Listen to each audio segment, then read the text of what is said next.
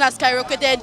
Transport, food. As a student, I can barely manage. I'm literally scrambling for the bed like scratches. You cannot even afford to eat again in school. It is so horrible. In Nigeria, the pursuit of higher education has always been a path towards a brighter future. But for many university students, that path is becoming increasingly riddled with obstacles. The culprit? A relentless tide of inflation, eroding the value of the naira and threatening their very access to education. Nigeria's annual inflation rate climbed further to a near 28-year high of 29.9% in January 2024, up from 28.9% in December and above market forecast of 29.5%. Food inflation, which accounts for the bulk of Nigeria's inflation basket, quickened again to 35.4% in January from 33.9% a month earlier, with higher prices across a broad range of items including bread, fish, meat, fruit, and eggs. On a monthly basis, consumer prices inched up by 2.6% in January, the most in 5 months, following a 2.3% rise in the previous months. Nigeria's inflation rate as of October 2023, 21.34%. Source NBS. Imagine rice 1 day, 1.5. Something that is not even enough. Everything is hard right now, and I wish the government could do something about it. With the rate of inflation is then really high, and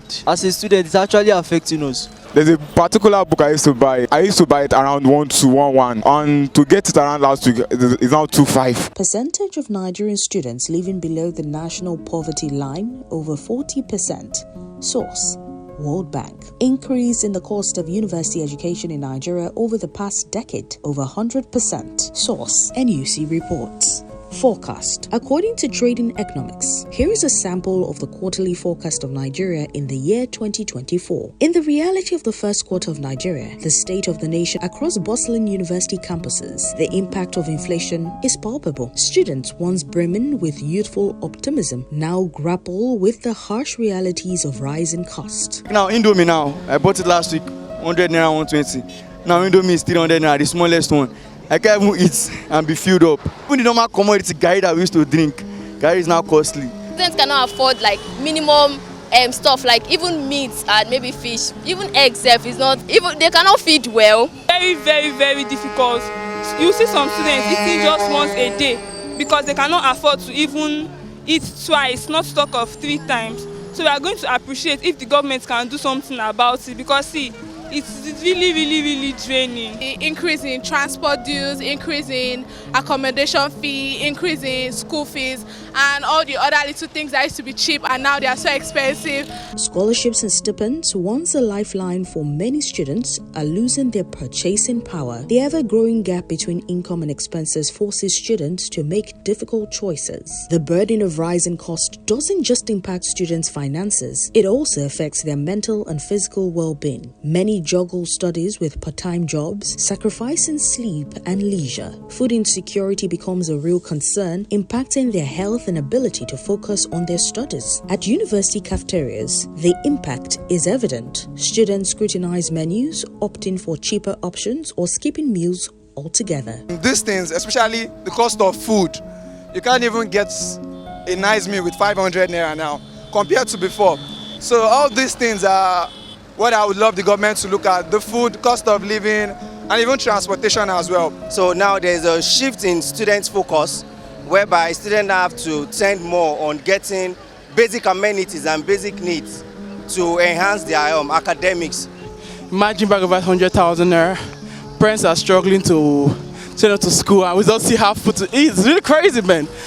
Well, hopefully, I guess everything will get better very soon. The consequences of unchecked inflation go beyond individual struggles. It has the potential to stifle the future of Nigeria's workforce and economy. Nigerian students are known for their resilience and perseverance. Despite the challenges, they continue to strive for their education, driven by the hope of a better tomorrow. I mean, it's been a lot.